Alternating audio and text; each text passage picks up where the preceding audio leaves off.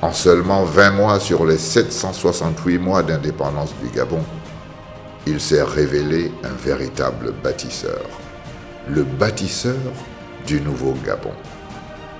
En si peu de temps, il est venu, il a mis en place un certain nombre de projets, tout en conduisant la transition. C'est là le génie.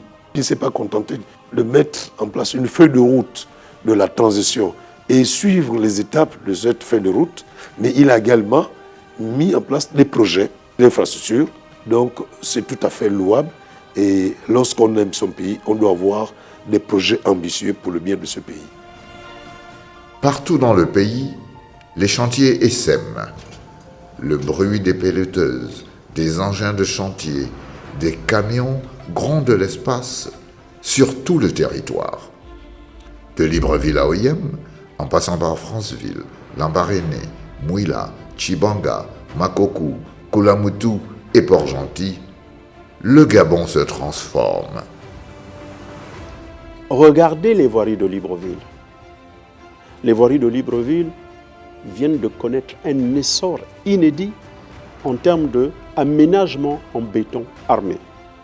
La route au Gabon a véritablement repris vie, aussi bien en entretien qu'en construction. Le CTRI a lancé beaucoup de projets.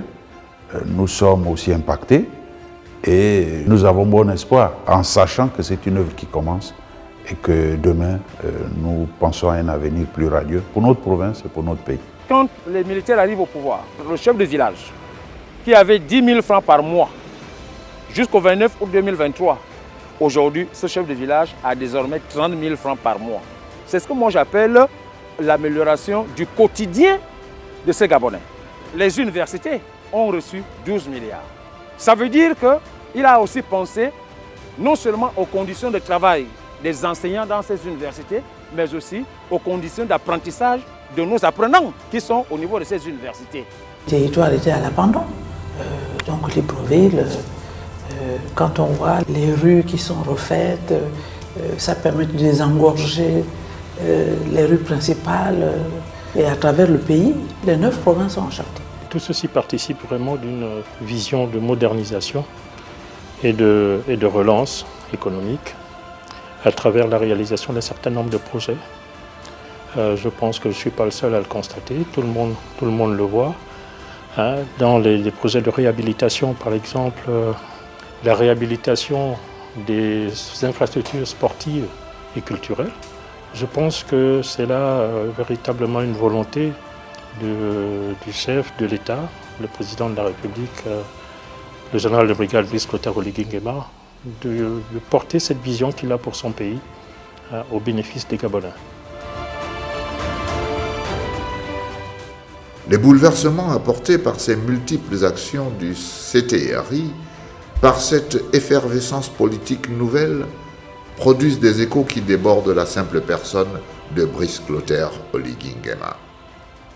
Lors de sa prestation de serment, le chef de l'État, le général de brigade Brice Clotaire Oligui Nguema, président de la transition, président de la République, chef de l'État, a pris l'engagement de s'atteler à donner à tous les Gabonais des raisons d'espérer. Cet engagement du président de la transition se traduit ici dans la commune d'Ovendo, avec tous les chantiers qui sont actuellement en cours. Il faut aussi dire,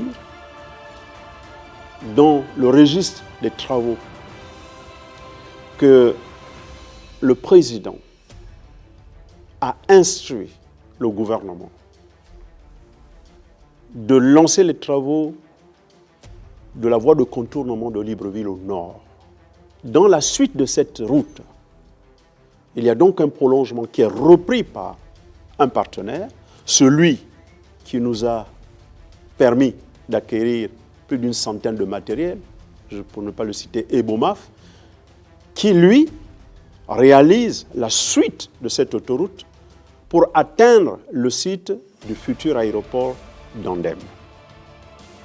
D'ici septembre 2025, à la faveur de la saison sèche, qui part de juin, juillet, août et finit en septembre, ce sera le retour de la plus grande opération que nous avions toujours connue lorsque nous étions à la belle époque où les unités territoriales des travaux publics étaient dotées de matériel, nous allons connaître la plus grande opération d'entretien routier qu'on n'a pas connue depuis 14 ans. De mémoire de Gabonais, le pays n'avait plus connu quelque chose d'aussi grandiose en termes d'investissement et de construction de bâtiments publics, mis à part les travaux réalisés entre 1976 et 1978 en vue de l'organisation du sommet de l'OUA en 1977 à Libreville.